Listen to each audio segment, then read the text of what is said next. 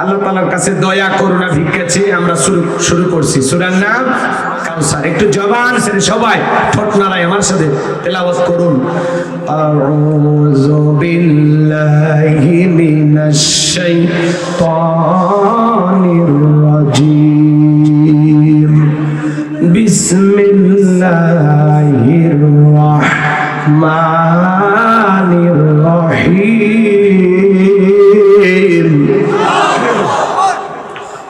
বিতাড়িত মোর্দা শয়তানের কাছ থেকে আল্লাহ পাকের কাছে আশ্রয় প্রার্থনা চাচ্ছি।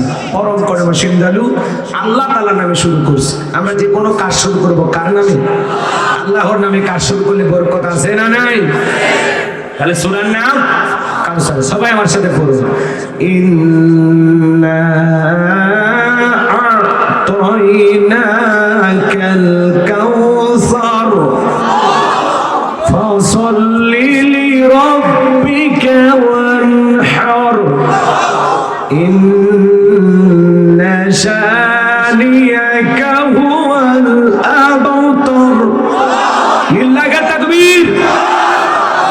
এদিকে খেয়াল করেন, যে কোনো আয়াত বা সূরা তাফসীর করতে হলে কোন প্রেক্ষাপটে কোন সময় রাসূলের উপরে সেই আয়াতটি বা সূরাটি নাজিল হয়েছে সেই নাজিলের প্রেক্ষাপট জানার দরকার আছে না?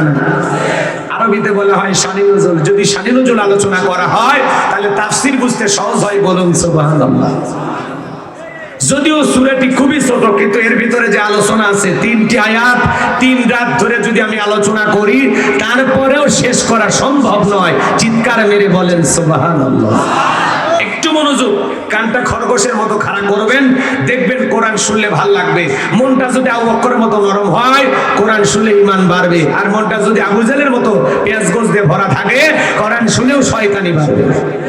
এখন মনটা কেমন বানাবেন সেটা আপনার ইচ্ছা। আমার ভাইয়েরা, বিশ্ব নবীর উপরে কোন প্রেক্ষাপটে কোন সময় আল্লাহ রাব্বুল আলামিন সূরা কাউসার নাজিল করেছেন সেই নাজিলের শানি নজুল জানার দরকার আছে না নাই? একটু কষ্ট হলেও বলবো, একটু মনোযোগ দিয়ে শুনবেন বাজান গো আমার।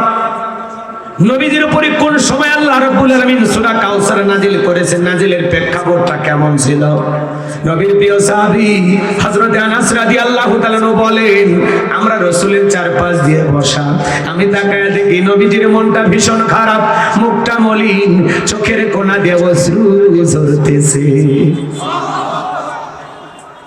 হযরত আনাস রাদিয়াল্লাহু তাআলা বলেন, কিছুটা সময় অতিবাহিত হয়ে যাওয়ার পর আমি তাকায় দেখি আমার নবীজি মুস্কি মুস্কি হাসতেছেন। বলুন সুবহানাল্লাহ।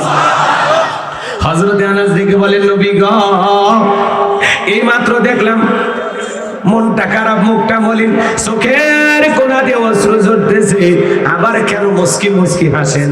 আমার নবী কেন কাঁদেন, কেন হাসেন? এর পেছনে রহস্য আছে না নাই? আমার নবীজির মনটা খারাপ, মুখটা মলিন, চোখের কোণা দিয়ে অশ্রু ঝরতেছে, কারণ হলো নবীজির কলিজার টুকরা ছেলে সন্তানগুলো জন্মগ্রহণ করে, আর একে একে ছেলে সন্তানগুলো বিদায় নেয়। ইব্রাহিম মারা যায়, আবুল কাসেম মারা যায়, তাগের মারা যায়। ছেলে সন্তানগুলো যদি একে একে জন্ম নিয়ে মারা যায়, বাবা হিসাবে নবীর মনে কষ্ট লাগে কিনা? জোরে বলেন বাজার, লাগে কিনা? সন্তান হারাইলেন, এজন্য নবীজির মনটা খারাপ। অন্যদিকে নবীর কাছের চাচা নাম হলো আবু লাহাব, একে বলে, ভাতিজা, তোমার বংশী ভাতিজারও কেউ থাকলো না, তুমি একটা লেজ কাটা, তুমি একটা নির্বংশ। জোরে কর নাউজুবিল্লাহ। এটা তো সন্তান হারিয়েছেন, আবার আপন মানুষদের সমালোচনা। আমার নবীর কষ্ট কমে না বাড়ে? আপনারাই বলুন, আল্লাহ না করুক আপনার আমার সন্তান যদি মারা যায়, বিপদের দিনে কাছের মানুষদের উচিত সান্ত্বনার বাণী শোনানো। বাবা সবর করো, ধৈর্য ধারণ করো, জীবন মৃত্যুর মালিক আল্লাহ, আল্লাহ সন্তান দিয়েছে, আল্লাহ নিয়েছে, তুমি মন খারাপ করো না, সবর করো। বছর না ঘুরতে আল্লাহ চাইলে আবারও তোমাদের ঘর আলোকিত করে আবারও সন্তান জন্ম নেবে। কথা বলেন ঠিক কিনা? কাছের মানুষদের উচিত বিপদের দিনে সান্ত্বনার বাণী শোনানো, ধৈর্য সবরের ওয়াজ করা। কিন্তু নবীর চাচা আবু লাহাব এতটাই খারাপ, একে বলে, ভাতিজা, তুমি একটা লেজ কাটা, তুমি একটা নির্বংশ, তুমি একটা খুঁড়ে। জোরে কর নাউজুবিল্লাহ। যদিও রাসূলের চারটা কন্যা সন্তান জীবিত ছিল, কথা বলে ঠিক কিনা? কিন্তু সন্তানদের, ছেলে সন্তানের মাধ্যমে বংশের প্রদীপ বৃদ্ধি পায়, এটা ওদের ধারণা। এই ভেবে তারা রাসূলকে লেজ কাটা বললেন, নির্বংশ বললেন, নানান ভাবে কথা বলে আমার কবিকে কষ্ট দেয়। আমার ভাইয়েরা, নবীজির ছেলে সন্তানগুলো কেন জীবিত থাকলেন না? অন্যান্য পয়গম্বরের সন্তানগুলো যৌবন পর্যন্ত জীবিত ছিলেন, কিন্তু বিশ্ব নবীর একটা ছেলে সন্তানও কেন জীবিত থাকলেন না? কেন তারা প্রাপ্ত বয়স হওয়ার আগে দুনিয়ার জমিন থেকে বিদায় নিলেন? এর পিছনে কারণ আছে না নাই? নবীজির ছেলে সন্তানগুলো শিশুকালে বিদায় নেওয়ার পিছনে রহস্য কি, কারণ কি? কারণ আছে তিনটি। জোরে বলেন কয়টি? নবীজির ছেলে সন্তানগুলো কেন জীবিত থাকলেন না? আল্লাহ তাআলা কেন তাদেরকে শিশুকালে নিয়ে নিলেন? এর পেছনে কারণটা কি? একটা ছেলেও কেন যৌবন পর্যন্ত জীবিত থাকলেন না? রাসূলের ছেলে সন্তানগুলো শিশুকালে বিদায় নেওয়ার পেছনে জোরে বলেন তো কারণ আছে কয়টি? তিনটি রহস্য, তিনটি কারণ। কি সেই তিনটি কারণ আপনারা কি শুনবেন? কারা কারা শুনবেন একটু হাত তুলে তো দেখি। লিল্লাহে তাকবীর, লিল্লাহে তাকবীর।